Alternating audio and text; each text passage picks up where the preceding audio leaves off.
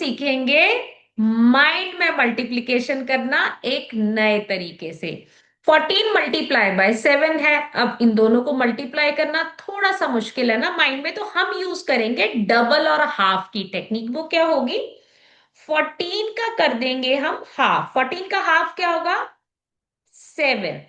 और 75 का हम कर देंगे डबल। 75 का डबल क्या होगा? 150।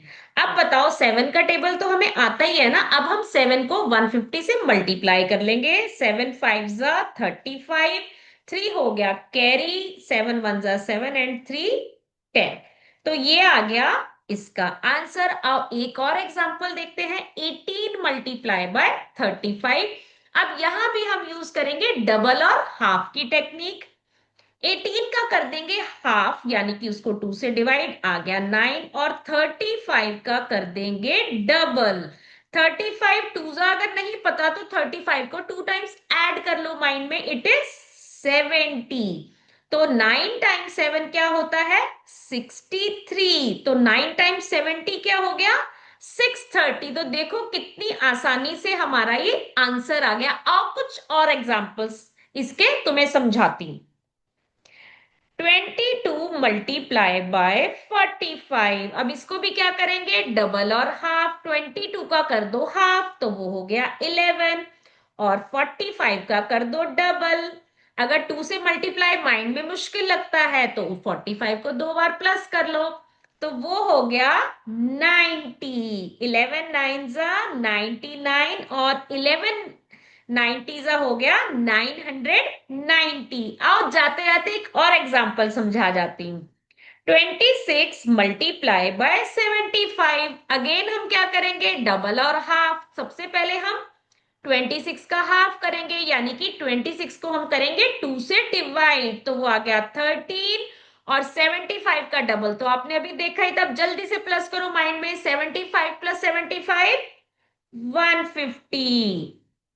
13 का टेबल नहीं आता होगा, अब क्या करेंगे? कैसे कर सकते हैं अब? तो अब हमें क्या करना पड़ेगा?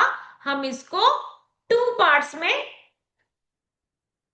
करेंगे मल्टीप्लाई। आए आओ देखो कैसे करते हैं। 15 का टेबल थोड़ा सा इजी होता है, अब मैं आपको और आसान बताती हूँ। अब इसको हम क्या कर लेंगे? 150 को हम बना लेंगे 5 × 30। कैसे किया? 5 × 30, 5 × 3 15 होता है। तो 5 × 30 क्या हो गया? 150। अब 5 को और 13 को मल्टीप्लाई कर लेते हैं, आ गया 65। 65 × 30 कर लेते हैं, यानी कि 65 × 3 करके हम एंड में लगा देंगे 0। 3 5 15, 3 6 18 और ये हो गया 19। तो ये आ गया हमारा आंसर। और एक बात बताऊं, ये मेंटल कैलकुलेशंस करने का फायदा क्या है? जितना आप माइंड में कैलकुलेट करके आंसर्स लिखोगे उतना आपका ब्रेन शार्प होगा, आपकी मेमोरी तेज होगी। यहाँ पे स्टेप्स मत देखो कि हम 3 4 स्टेप में करें, बट ये देखो कि हम कोई भी कैलकुलेशन रफ में करके नहीं देख रहे। इसकी जितनी प्रैक्टिस करते जाओगे उतना ज्यादा कैलकुलेशन स्ट्रांग होगी और आपको मैथ्स बहुत इंटरेस्टिंग लगने लग जाएगा। ऐसी और बहुत सारी टेक्निक्स के लिए अभी मेरे यूट्यूब चैनल को सब्सक्राइब करो और अपने फ्रेंड्स के साथ शेयर जरूर करो। Bye bye.